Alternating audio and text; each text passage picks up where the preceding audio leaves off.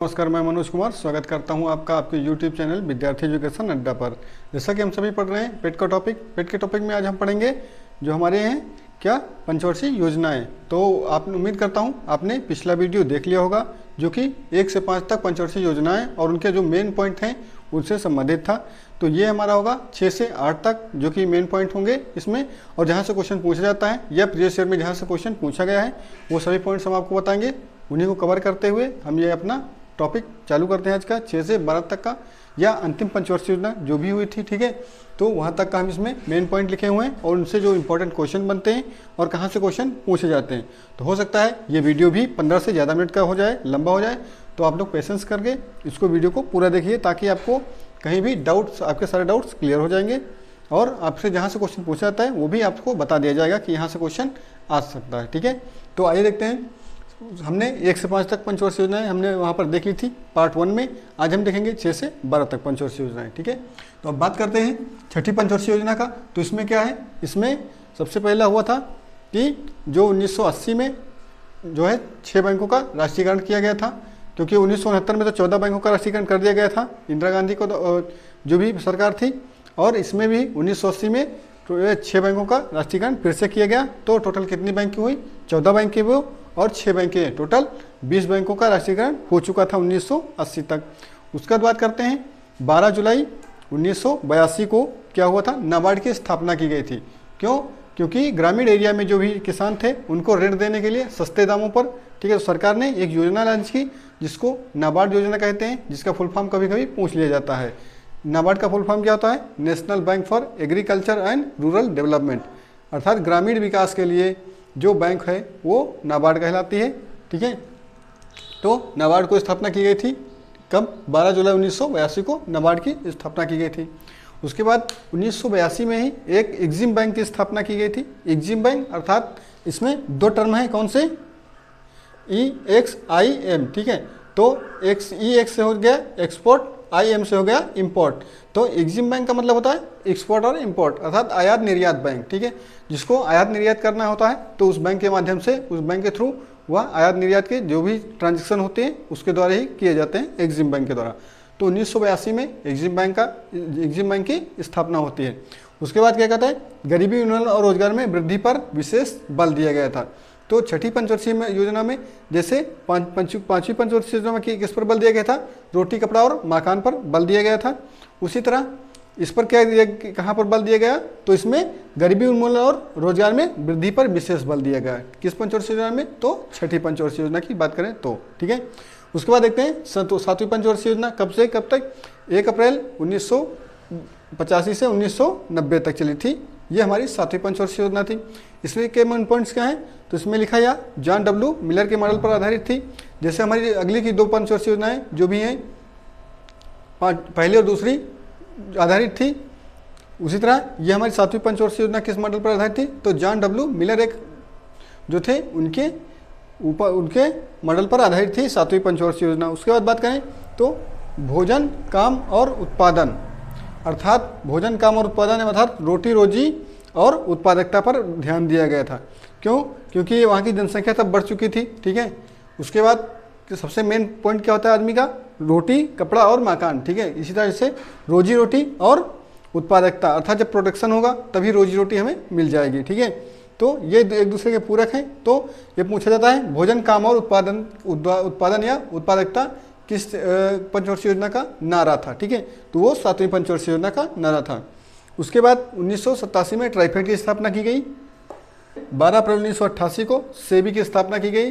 सेबी क्या होता है, जो भी हमारे जो निवेशक होते हैं जो उसमें पैसा लगाते हैं म्यूचुअल फंड्स में, तो उन पर एक संस्था की स्थापना की गई जो उन पर निगरानी करती थी। जैसे म्यूचुअल फंड्स हो गए या जो भी शेयर मार्केट हो गया, उस पर निगरानी रखने के लिए एक संस्था का निर्माण किया गया जिसको सेबी कहा गया, ठीक है। इसकी स्थापना कब होती है, तो 1988 में इसकी स्थापना हो जाती है। कब? 12 अप्रैल 1988 को, ठीक है, सेबी की स्थापना हो जाती है। उसके बाद देखते हैं 1988-89 में क्या हुआ था, तो जवाहर रोजगार योजना लागू हुई थी, ठीक है। तो यहाँ से ज़्यादातर क्वेश्चन पूछा जाता है 7वीं पंचवर्षीय योजना से कि यहाँ क्या हुआ था। करें 8वीं पंचवर्षीय योजना का, तो 8वीं पंचवर्षीय योजना के पहले हमें एक योजना अवकाश भी देखने को मिला, जैसे 66 से 68 एक योजना अवकाश देखने को मिला था, 78 से 80 एक योजना अवकाश, उसी तरह 90 से 92 एक योजना अवकाश हमें देखने को मिला, जो कि एक वर्षीय 2 योजनाएं लागू हुई थी। क्यों? क्योंकि 1 अप्रैल 1990 से 31 मार्च 1992 तक आर्थिक एवं राजनीतिक संकट जो अस्थिरता थी वो उसके कारण, ठीक है, आर्थिक और राजनीतिक अस्थिरता के कारण एक वर्षीय 2 योजनाएं चालू हुई। कौन कौन सी? एक 1991 से 1990 से 91, एक 91 से 92, ठीक है। तो ये 2 वार्षिक योजनाएं चालू हुई थी। तो क्यों? क्योंकि राजनीतिक अस्थिरता हो गई थी और आर्थिक मंदी, भारत सबसे ज़्यादा आर्थिक मंदी से जूझ रहा था उस समय, ठीक है। तो उस समय कौन थे हमारे जो वित्त मंत्री? ये मनमोहन सिंह थे। तो इन्होंने तीन जो निकाले थे क्या? LPG reforms. तो विश्व जब उन्होंने यहाँ पर आर्थिक मंदी आई तो संयुक्त राष्ट्र संघ ने इन्हें अपना पूरा सोना गिरवी रखने के लिए कहा गया था कि आप अपना सोना हमारे पास गिरवी रख दीजिए और यहाँ से पैसा ले जाइए। तो उसके बाद जब वहाँ से पैसा आया तो इन्होंने, मनमोहन सिंह ने एलपीजी रिफॉर्म्स किया। एलपीजी क्या होता है? ये पिछली बार पेट में पूछा गया था कि एलपीजी रिफॉर्म्स कब हुआ था, ठीक है, या एलपीजी सुधार कब हुआ था? तो 1991-92 में एलपीजी सुधार किया गया। एलपीजी का मतलब होता है, इसमें एल का मतलब लिबरलाइजेशन, पी का मतलब प्राइवेटाइजेशन और जी का मतलब ग्लोबलाइजेशन। अर्थात पहले क्या था? पहले विदेशी कंपनियां भारत में निवेश नहीं कर सकती थी या भारत में आकर निर्माण नहीं कर सकती थी। तो जब 1991-92 में जो संयुक्त राष्ट्र है या विश्व बैंक है, जब इनको कर्ज दिया गया तो वहाँ पर शर्त रखी गई कि आप विदेशी कंपनियों को भी अपने यहाँ आने का मौका देंगे, ठीक है। तभी उदारीकरण, निजीकरण और क्या होता है, ये वैश्वीकरण का, उदारीकरण, निजीकरण और वैश्वीकरण की भावना को अपनाया गया था भारत के द्वारा 1991 में, ठीक है। तो वही हमारा एलपीजी रिफॉर्म होता है। एलपीजी का मतलब लिबरलाइजेशन, प्राइवेटाइजेशन और ग्लोबलाइजेशन, ठीक है। तो ये होता है एलपीजी रिफॉर्म, जो कि पिछले पेट के पेपर में 2021 का जो पेट का पेपर हुआ था उसमें पूछा गया था कि एलपीजी रिफॉर्म्स कब हुए थे, ठीक है। तो ये 1991 या 92 में हुए थे, ठीक है। उसके बाद देखते हैं 8वीं पंचवर्षीय योजना। इसमें क्या हुआ था? इसमें मानव संसाधन के विकास पर बल दिया गया कि मानव को संसाधन के रूप में यूज किया जा सके या अधिक से अधिक जो भी जनसंख्या है उसका प्रयोग करके अधिक उत्पादकता को बढ़ावा दिया जा सके। 15 अगस्त 1995 को क्या हुआ? मिड डे मील योजना की प्रारंभ किया गया। क्यों? क्योंकि बच्चों को पढ़ाने के लिए कुछ बच्चे भूखमरी का शिकार हो गए थे।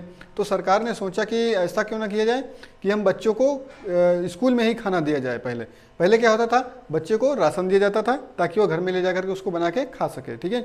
उसके बाद क्या किया जाने लगा? स्कूल में पका पकाया मध्याह्न भोजन दिया जाने लगा। कब? जब 6 से 14 वर्ष के जो भी बालक थे, ठीक है, उनको। उसके बाद क्या हुआ?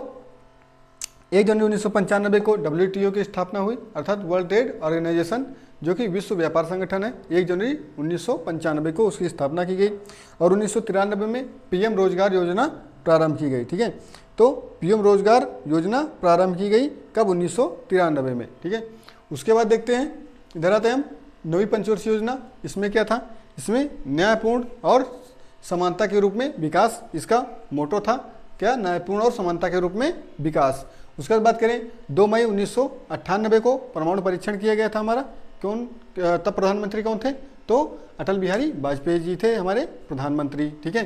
तो उन्होंने 2 मई 1998 को पोखरण में परमाणु परीक्षण किया और दूसरा मई और जुलाई 1999 को हमारे यहाँ पाकिस्तान के द्वारा कारगिल युद्ध छेड़ दिया गया, ठीक है। तो कारगिल युद्ध कब छिड़ा था? जिसमें ऑपरेशन विजय का नाम दिया गया था कारगिल युद्ध को। तो वहाँ पर ऑपरेशन विजय लॉन्च किया गया कब? मई से जुलाई के बीच में कारगिल युद्ध छिड़ा हुआ था 1999 में, ठीक है। उसके बाद 1 नवंबर सन 2000 को सबसे बड़ा जो भारत का सबसे बड़ी शिक्षा नीति कौन सी है? ये सर्व शिक्षा अभियान, जो साक्षरता को सबसे ज़्यादा बढ़ावा देती है, जिसके माध्यम से दिया गया। तो वो 1 नवंबर सन 2000 को सर्व शिक्षा अभियान की नीति लागू कर दी गई पूरे भारत में। तो यह किस पंचवर्षीय योजना भी में था? तो ये 9वीं पंचवर्षीय योजना जो थी वो 1998 से लेकर के और 1997 से लेकर के 2002 के मध्य, ठीक है। तो ये हमारी नई पंचवर्षीय योजना थी, 9 नंबर की पंचवर्षीय योजना। फिर देखते हैं 10वीं पंचवर्षीय योजना में क्या था। तो 10वीं पंचवर्षीय योजना कब से कब तक थी? तो 2002 से 2007 तक 10वीं पंचवर्षीय योजना थी। इसमें क्या हुआ? न्याय एवं समानता के रूप में आर्थिक विकास। क्या हुआ? सामाजिक न्याय के साथ आर्थिक विकास, ठीक है। उसके बाद देश में गरीबी और बेरोजगारी को समाप्त करना लक्ष्य रखा गया कि अगले 10 साल में हम गरीबी और बेरोजगारी को समाप्त कर देंगे। उसके बाद अगले 10 वर्षों में प्रति व्यक्ति आय दुगनी रखने का लक्ष्य रखा गया। किस पंचवर्षीय योजना में? तो 10वीं पंचवर्षीय योजना जो 2002 से 2007 तक चली थी। और फरवरी 2006 को नरेगा की शुरुआत की गई थी। कहाँ से? आंध्र प्रदेश के अनंतपुर जिले से। ठीक है, तो आंध्र प्रदेश के अनंतपुर जिले से प्रारंभ की गई नरेगा की शुरुआत 2006 में। ठीक है, उसके बाद आते हैं हम 11वीं पंचवर्षीय योजना से। तो 11वीं पंचवर्षीय योजना से क्या हुआ? ये 2007 से 2012 तक चली 11वीं पंचवर्षीय योजना हमारी। उसमें क्या हुआ था? इसमें तीव्रतम एवं समावेशी विकास की अवधारणा दी गई थी। तो इसका ये मोटो था, तीव्रतम और समावेशी विकास। उसके बाद देखते हैं 12वीं पंचवर्षीय योजना, जो अंतिम योजना कहलाई, जो 2012 से आगे तक चली। कब तक? 2015 तक। ठीक है, 2012 से 2015 तक चली।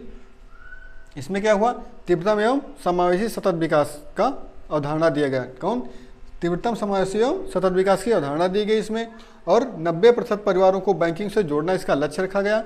और सभी गांवों तक बिजली उपलब्ध कराना भी इसका लक्ष्य रखा गया। अगले 10 वर्षों तक सभी गांवों को बिजली उपलब्ध कराना इसका लक्ष्य रखा गया। तो 90% परिवारों को बैंकिंग से जोड़ना, जो हमारी प्रधानमंत्री जनधन योजना आई थी, तो उसके माध्यम से देश के 90% परिवारों को जो है इससे जोड़ने का लक्ष्य था। इसीलिए सरकार ने जनधन योजना का निर्माण किया था और जनधन योजना लागू की थी, ताकि 90% परिवारों को बैंकिंग से जोड़ा जा सके। और 2024 तक का लक्ष्य रखा गया। 2014 में 10 साल के लिए लक्ष्य रखा गया, सभी गांवों को बिजली उपलब्ध कराना था। 2024 तक लक्ष्य है कि भारत के प्रत्येक गांव को जो है बिजली 18 घंटे बिजली मिल सके। ठीक है, उसके बाद क्या हुआ? उसके बाद 1 जनवरी 2015 को जो है योजना आयोग के स्थान पर नीति आयोग की स्थापना कर दी गई। तो योजना आयोग को हटा दिया गया। योजना आयोग के स्थान पर एक नया आयोग आया। योजना आयोग का नाम बदलकर नीति आयोग कर दिया गया। तो नीति आयोग का गठन कब किया गया था? 1 जनवरी 2015 को नीति आयोग को गठन कर दिया गया। और पूछा जाता है नीति का फुल फॉर्म पूछा जाता है। पिछली बार पेपर में पूछ लिया गया था कि जो नीति आयोग है उसमें नीति का फुल फॉर्म बताइए। तो नीति का फुल फॉर्म क्या होता है? National institution for transforming India. NITI Aayog का full form national institution for transforming India. Hindi में कहेंगे तो राष्ट्रीय भारत परिवर्तन संस्थान जो है वो नीति आयोग का ही हिंदी रूपांतरण है। ठीक है, तो ये हमारी हो गई 6 से 12 तक की जो भी योजनाएं थी वो हमारी सारी योजनाएं हो गई इसमें। तो इसमें देखते हैं क्वेश्चन कहाँ से पूछा जा सकता है या पूछे जाने की संभावना है, और पिछली बार कहाँ से क्वेश्चन पूछा गया है। ठीक है, तो अगर बात करें 6ठी पंचवर्षीय योजना से, तो पिछली बार पूछा गया था कि जो है 14 बैंकों का राष्ट्रीयकरण कब किया गया था? तो 14 बैंकों का राष्ट्रीयकरण हमारी चौथी पंचवर्षीय योजना जो थी 1969 में जो 14 बैंकों का राष्ट्रीयकरण किया गया था। और इसमें कितनी बैंकों का राष्ट्रीयकरण किया गया? 1980 में। तो 6 बैंकों का राष्ट्रीयकरण 1980 में किया गया। ठीक है, तो यहाँ से क्वेश्चन पूछा जा सकता है कि 14 बैंकों के बाद कितनी बैंकों का राष्ट्रीयकरण कब किया गया था। ठीक है, और उसके बाद नाबार्ड पूछा गया था पिछली बार किसी पेपर में, UPSSC का ही पेपर था, उसमें पूछ लिया गया था कि नाबार्ड की स्थापना कब हुई थी। तो 12 जुलाई 1982 को नाबार्ड की स्थापना की गई थी। ठीक है, उसके बाद एग्जिम बैंक के बारे में पूछ लिया जाता है कभी कभी। तो एग्जिम बैंक की स्थापना 1982 में हुई थी। और गरीबी उन्मूलन और रोजगार में वृद्धि पर विशेष जोर, तो ये नहीं पूछा गया। पिछली बार 5वीं पंचवर्षीय की योजना का जो नारा था हमारा कि गरीबी उन्मूलन का पहली बार नारा कब दिया गया? तो 5वीं पंचवर्षीय योजना में गरीबी उन्मूलन का पहली बार नारा दिया गया था। ठीक है, उसके बाद बात करें 7वीं पंचवर्षीय योजना, तो जॉन डब्ल्यू मिलर से पूछा जाता है कि जॉन डब्ल्यू मिलर मॉडल कब अपनाया गया था? तो जॉन डब्ल्यू मिलर मॉडल 7वीं पंचवर्षीय योजना में अपनाया गया था। और पूछा जा सकता है ट्राइफेड के बारे में पूछा जा सकता है या सेबी के बारे में पूछा जा सकता है। और जो आपकी बार UPSSC में जो पेपर हुआ था लेखपाल का, उसमें क्या पूछा गया था? उसमें जवाहर रोजगार योजना का प्रारंभ पूछा गया था। ठीक है, क्योंकि वो भी UPSSC के थ्रू पेपर हुआ था, तो उसमें जवाहर रोजगार योजना का प्रारंभ पूछ लिया गया था कि जवाहर रोजगार योजना का प्रारंभ कब हुआ था। ठीक है, तो 1988-89 में जवाहर रोजगार योजना का प्रारंभ हुआ था। उसके बाद देखते हैं योजना अवकाश, पिछली बार पूछा गया था। प्रथम योजना अवकाश मतलब ये जो द्वितीय योजना अवकाश था 1978 से 80, अर्थात अनवरत योजना जो थी हमारी, तो वो कब हुई थी? तो अनवरत योजना 1978 से 80 में हुई थी। तो हो सकता है 1991 से 92 जो योजना अवकाश था वो भी पूछ सकता है इस बार। ठीक है, क्योंकि पिछली बार तीसरा योजना अवकाश पूछ लिया गया था। और यहाँ से पूछा गया था कि एलपीजी रिफॉर्म्स कब हुए थे, ठीक है। तो एलपीजी सुधार कब हुए थे, ये पिछली बार पेट के क्वेश्चन में पूछा गया था। तो एलपीजी रिफॉर्म जो है 1991 में हुए थे। उस समय प्रधानमंत्री कौन था, ये भी वित्त मंत्री कौन था, ये भी पूछ लिया गया था। प्रधानमंत्री तो नहीं पूछा था, लेकिन वित्त मंत्री के बारे में पूछ लिया गया था कि वर्तमान में उस समय जो जब ये एलपीजी रिफॉर्म्स हुए थे तो उस समय वित्त मंत्री कौन था। तो वित्त मंत्री कौन था, तो डॉक्टर मनमोहन सिंह वित्त मंत्री थे उस समय के, ठीक है। तो उसके बाद कहाँ से पूछ सकता है, मिड डे मील योजना के बारे में भी पूछ सकता है, ये आपका इंपॉर्टेंट में रहेगा, ठीक है। और यहाँ से WTO के बारे में भी पूछ सकता है अगर आपसे पूछेगा ज़्यादा डिटेल्स में। उसके बाद अगर इसमें बात करें तो इसमें सर्व शिक्षा अभियान भी एक मोस्ट इंपॉर्टेंट पार्ट हो सकता है, यहाँ से क्वेश्चन आ जाए, ठीक है। और ऑपरेशन कारगिल के बारे में आपसे पूछ सकता है स्टैटिक जीके में, ठीक है। उसके बाद 10वीं पंचवर्षीय योजना की बात करें तो ये अगले 10 वर्षों में कब कहा गया था, किस पंचवर्षीय योजना में कहा गया था, तो 10वीं पंचवर्षीय योजना में कहा गया था कि अगले 10 वर्षों में जो है देश की प्रति व्यक्ति आय दोगुनी हो जाएगी, ठीक है। नरेगा के बारे में पूछ सकता है कि नरेगा कब चालू हुआ था, तो फरवरी 2006 में आंध्र प्रदेश के अनंतपुर जिले से चालू हुई थी, ठीक है। उसके बाद अगर पूछ सकता है तो ये सबसे ज़्यादा इंपॉर्टेंट है कि नीति आयोग की स्थापना के बारे में पूछ सकता है। पिछली बार पूछा गया था पेट के पेपर में, पेट का नहीं UPSSC का कोई पेपर हुआ था, उसमें पूछा गया था कि योजना आयोग का जो है गठन क्या कब हुआ था और नीति का फुल फॉर्म क्या है, ठीक है। तो इससे पूछ सकता है, ठीक है। तो ये जहाँ से मोस्ट इंपोर्टेंट क्वेश्चन थे वो हमने आप लोगों को बता दिए हैं कि कहाँ से क्वेश्चन पूछ सकता है, ठीक है। तो उम्मीद करता हूँ ये वीडियो आपको पसंद आया होगा। अगर पसंद आया है तो वीडियो को लाइक कर दीजिए और दोस्तों में शेयर कर दीजिए, ठीक है। फिर मिलते हैं नेक्स्ट वीडियो में नेक्स्ट टॉपिक के साथ। तब तक के लिए नमस्कार।